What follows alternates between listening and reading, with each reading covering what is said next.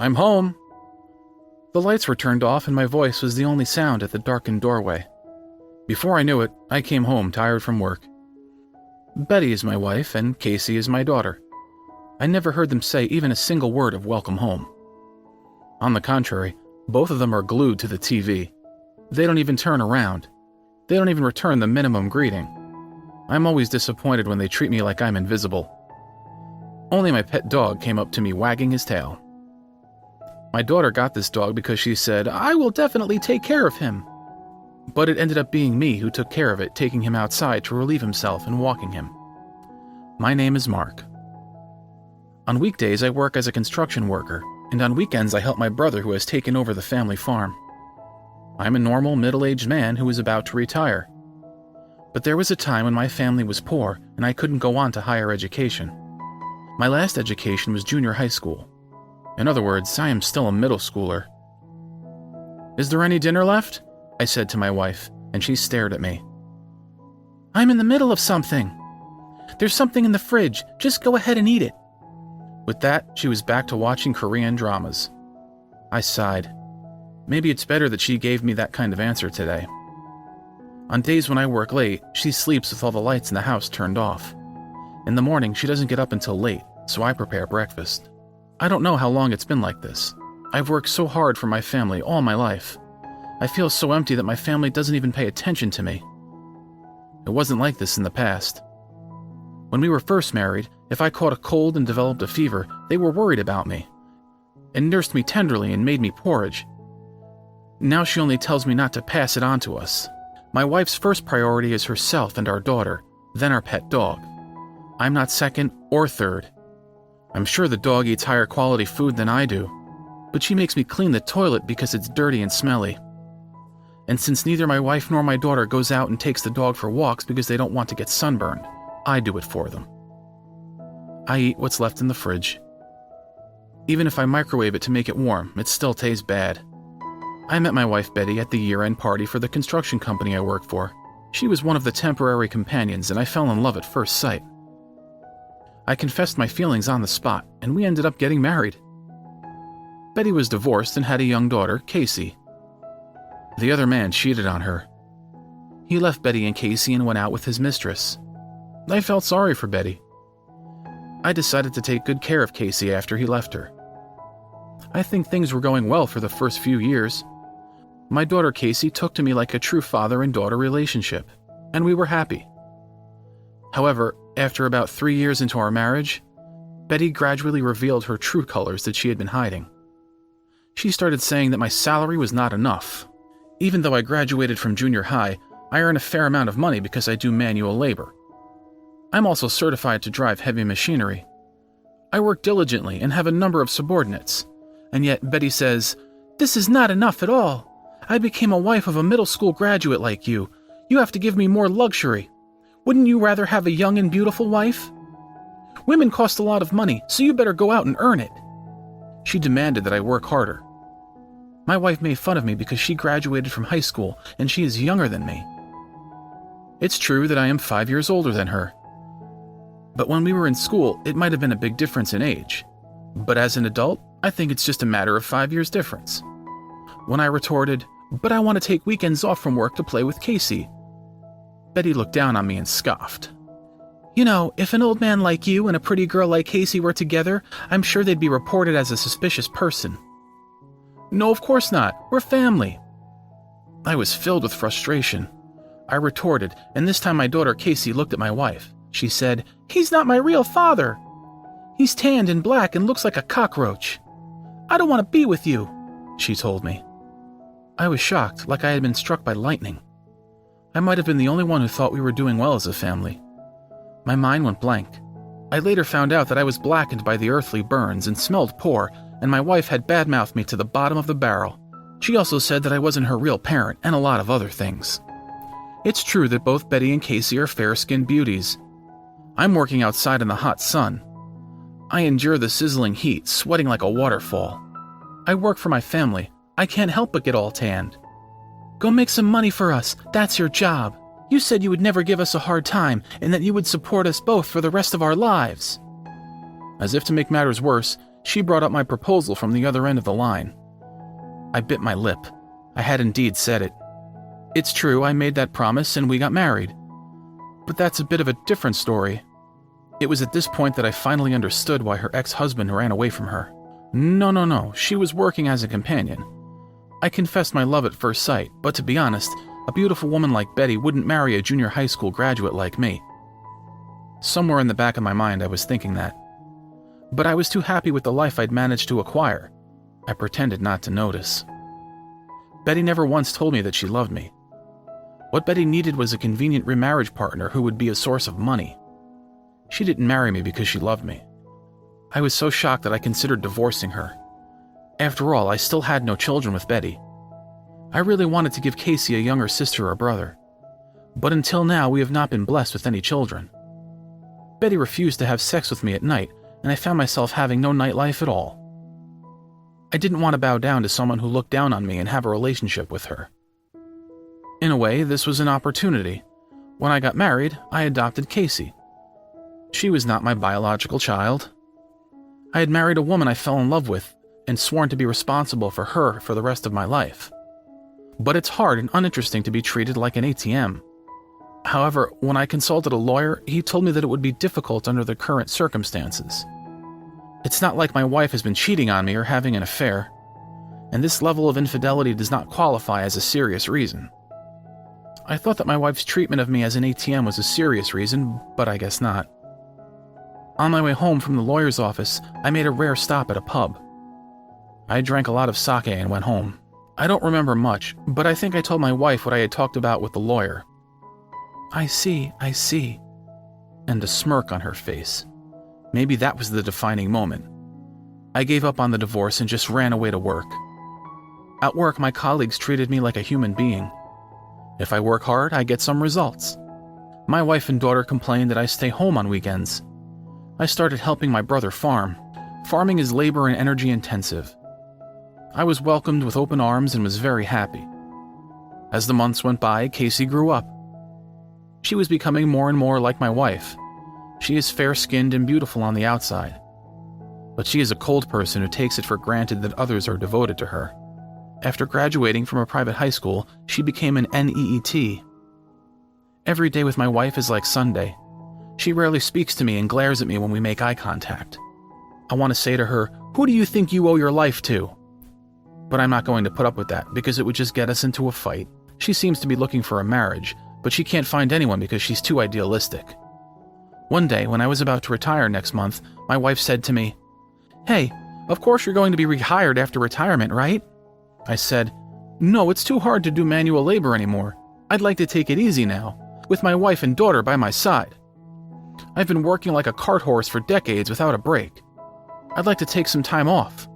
And my wife said, "What about living expenses? How are you going to make money? Don't tell me you plan to stay home all the time."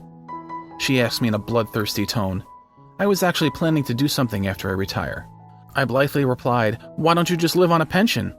You've got some money saved up. As long as you don't splurge, you'll be fine." "No, don't be silly. You said you would let me live in luxury for the rest of my life. You're a middle school graduate whose only job is to make money." My wife became hysterical and angry. I calmed down and said, "Hey, Betty, I've reached retirement age. I'm old enough to quit my job. It's time for me to take a vacation." That's what I said.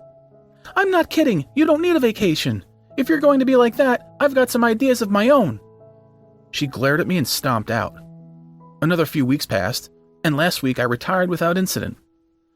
I was relaxing in the living room. I knew my wife and daughter were watching me with a bitter look on their faces.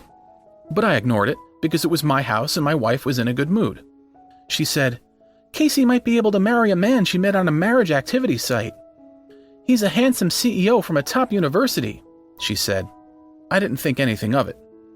"That's great news. Congratulations," I replied. My daughter, who had been an NEET for so long, finally found happiness. Well, it's a happy thing, isn't it? My wife responds to my reaction. "You're not very perceptive either. That's why middle school graduates are no good. That's why you can't have a middle school diploma." To my astonishment, she gave me a wicked smile and said, "That's why you're no longer needed as an ATM. You are retired, unemployed, and out of here." She continued, Casey joined in. Ha ha ha, you tell him, Mom. You've always been an eyesore to me. I feel so much better now. And she's laughing. I knew she was treating me like an ATM, but I was shocked. You guys have always thought of me as a moneylender. Don't you love me at all as a family? Of course not, from the very beginning. My wife answered simply when I asked her and thrust the divorce papers in my face. My daughter said, Look, I've packed your bags. Get out of here, you ugly uncle with a middle school diploma, and throws my used bag at me. I was really pissed off, but I said, I know what you were really like. I'm divorcing you, I replied calmly. Now I can get rid of the parasites. I said to myself, that's great.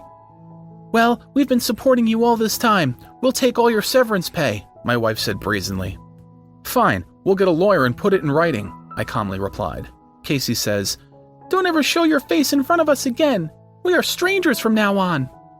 And my wife says, Really, I'm going to be a celebrity. I have to cut ties with a bottom feeder like you. I agree. Then I'll leave the rest to my lawyer. Thus, my wife and I divorced. We agreed to give her all of my severance pay, but not my share of the property. Since I divorced Betty, I also terminated the adoption with Casey. We lived together for many years and raised her as if she were our own child. I had some space for her, but if she says she's a stranger to me, I can't do it anymore. I decided to get rid of her once and for all. A few months later, Betty had been calling me a number of times. I had a bad feeling, but when I called her back, she said, Honey, I'm sorry. Let's start over. Betty was shouting. I was surprised to hear a cat-like voice I had never heard before. You're such a secretive person. You started your own company. Why didn't you tell me? Betty had met my brother and sister-in-law in town by chance. I've been busy for a while with some post-retirement plans and went to my brother's place to help him. I didn't want to bother reporting it over the phone, so I thought we could talk about it the next time I went over. I hadn't told my brother and his wife that we were divorced yet. Betty was approached by my brother and sister-in-law in town and told them that she and I were divorced. Then my brother and sister-in-law panicked. He said, Oh, I didn't know about this. And he told Betty about my recent situation. She said, Hey, why didn't you tell me? I can't believe you're doing so well that you were interviewed in a magazine. The company needs a beautiful wife to promote itself. In fact, after I retired, I started my own company with my own subordinates. The construction industry is now embarking on an agricultural business. With the prolonged recession and a shrinking population, there are no large-scale public work projects. The construction industry is rapidly shrinking. In such a situation, more and more companies are finding a way to enter the agricultural, forestry, and fishery industry. More contractors are finding a way to make a living in this industry. In 2009, the agricultural land law was revised, and the requirements for corporations to own agricultural land were greatly eased. The construction company I worked for was one of them. My brother is a full-time farmer. I was helping the company get into farming. After consulting with the company's tax accountant and president, I retired and took some time off to refresh myself. I decided to set up a separate company as an agricultural corporation, and I was going to be the president of the company. What happened to Casey's fiancée? I thought he must have divorced her because he found out that he was getting used as an ATM. When I asked her, she angrily replied, That man is a fraud! It was a marriage scam! She gave me the details. He graduated from a prestigious university, but that was a complete lie. She told me that he urgently needed money for his business and that he had an offer that would make him a lot of money. She told me that he cheated her out of all my severance pay and she couldn't get in touch with him anymore. I can't help but laugh at the fact she got what was coming to her. I'm sorry, but I'm not going to remarry, I declare. And Betty says, Then give me some extra money. I need the money to live on. I guess that's what she means when she says she's got a thick skin. I was aghast. We've already signed a written agreement. We are strangers now. Why should I give money to a stranger? I said calmly, and Betty fell silent. I continued, Betty, you and Casey are healthy enough. Earn your own money and take responsibility for your own life, I admonished her. Then Betty turned the tables on me. Don't be ridiculous. I've stayed with you until retirement. Give me more money, you middle school graduate. I see. You've been supported by this middle school graduate until now. You don't even have a heart of gratitude, do you? Then I'll have you leave my house. Then I'll charge you alimony. What? What? I got the house, didn't I? What do you mean alimony? My wife yells out, upset, but in fact she was told by my lawyer. What my wife and daughter have said and done over the years is definitely moral harassment. It was difficult at the time because it was only the third year, and it was the first time I'd been told. But now it's grounds for divorce and alimony, if my wife says anything to me again. I was thinking that this time I would completely take revenge on my wife and break up with her. She said, "No thanks, it's not in the property division and it's in my name." I thought we'd have to have a place to live, but it was none of my business. She said, "Oh, wait a minute, I'm in trouble." My wife suddenly became weak, but in the end, she didn't say a single word of apology. That's the extent of Betty's character. It's too late. The house was shabby to begin with, and I don't need it anyway. I'm living in another apartment. I'm putting it up for sale, so you'll have to leave soon. I hung up. After that, I asked the lawyer I'd hired during the divorce to help me, and I also asked Betty for alimony. The lawyer was a very dedicated person. "I won't allow her to get away with this." I'm relieved to know that he took care of it. The house sold without a hitch.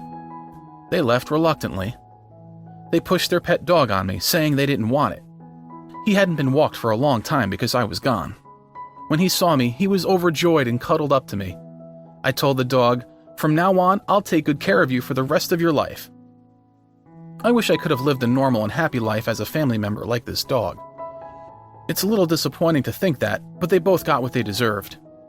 Betty has been a housewife all her life and has almost no work experience. Casey has been working as a domestic helper since she graduated from high school. I'm sure life will be tough from now on. But we're strangers now, and it's none of my business. I'm the president now, and I'm responsible for the company. Many of my young subordinates follow me with great admiration. Many of them have wives and children. For the sake of my subordinates, I'll do my best in my second life.